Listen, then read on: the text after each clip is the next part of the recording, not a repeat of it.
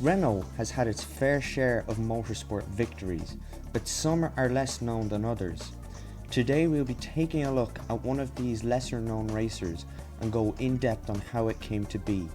This is the story of the 1978 Renault Alpine A442 and its many variations. But first, we must rewind a bit, back to 1971. The Alpine A110 had just won the Monte Carlo Rally, and the Alpine F3 car had proved that they were well able to take on the Brits, not something the French are usually good at. So they decided that they wanted to compete in endurance racing and decided to enter the European Championship Sports 2000, but they needed a new engine. This new 2-litre European series had caught the interests of both Renault and Alpine and caught the attentions of, pardon my pronunciation, Jean-Claude Taramorsi and Claude Hart, responsible for competitions and Renault engines respectively. Renault, however, did not have a great deal of trust for the Alpine project, and they are already involved with managing the Gordini works. I'm gonna have a hard time pronouncing a lot of this stuff, don't get mad at me, I don't do French.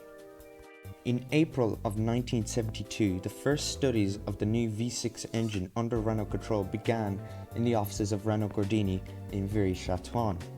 The project kicked off under the direction of Georges Sauvin, while the responsibility of the engine was given to François Castange and Jean-Pierre Baudy. At the same time, in Dieppe, Bernard Dutot drew all the accessories needed for the engine to work. The new V6 Renault Gordini was tested in November of 1972 and was capable of churning out 270 horsepower.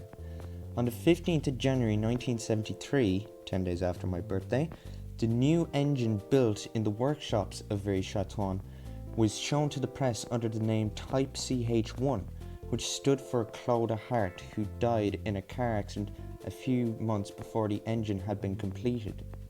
The engine was mounted on the A440 immediately after presentation, which was set to take part in some French and European Sports 2000 races in 1973.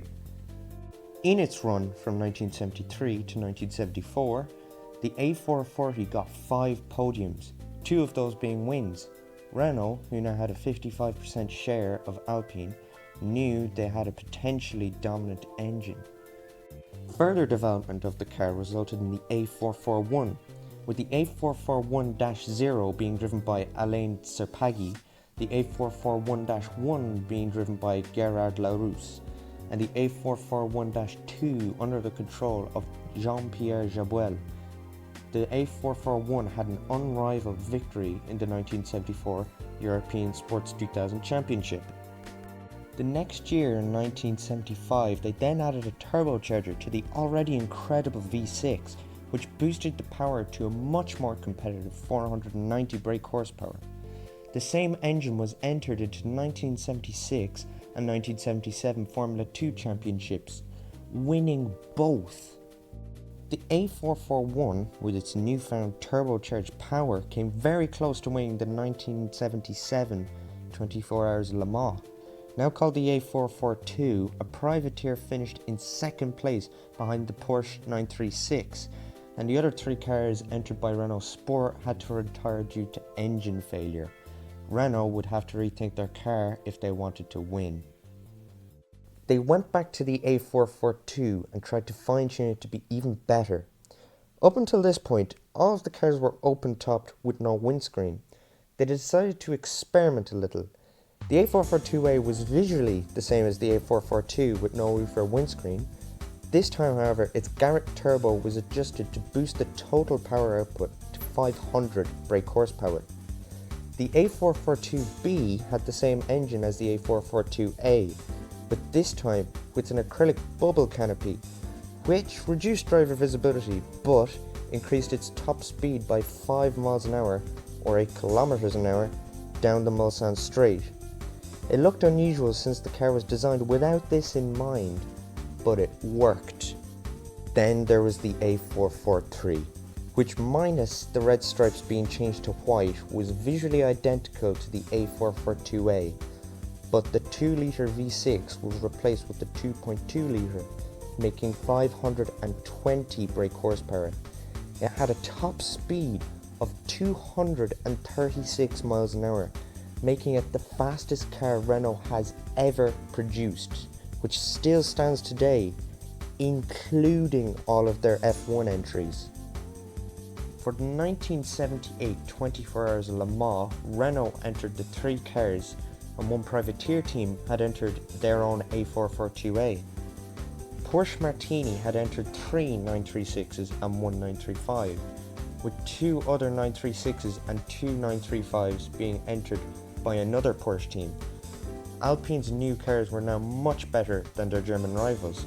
Despite the Porsche 936s having a total power output of 540 brake horsepower, the Renault cars had a much higher top speed, easily outrunning the German team down the Mulsanne straight. The A443 was the class leader for the opening part of the race, lapping the Circuit de la Sarthe in under 3 minutes and 40 seconds, almost 10 seconds a lap faster than the also turbocharged Porsches. Halfway into the race, the Renault Sport A442A was forced to retire due to a transmission failure, and the A443 retired 18 hours into the race after having blown up the engine.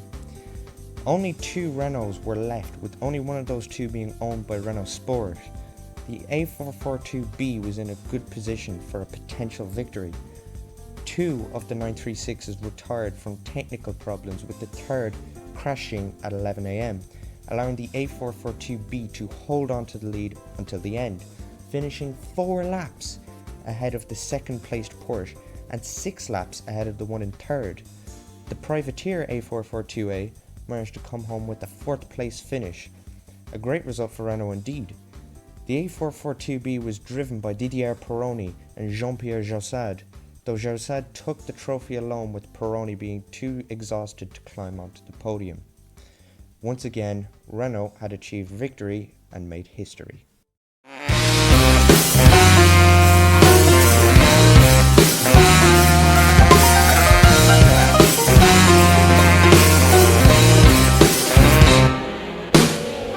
Citizens in the claws of grey, grey morning, grey evening, grey day, grey faces talking shit on TV, parties live talking out leaving.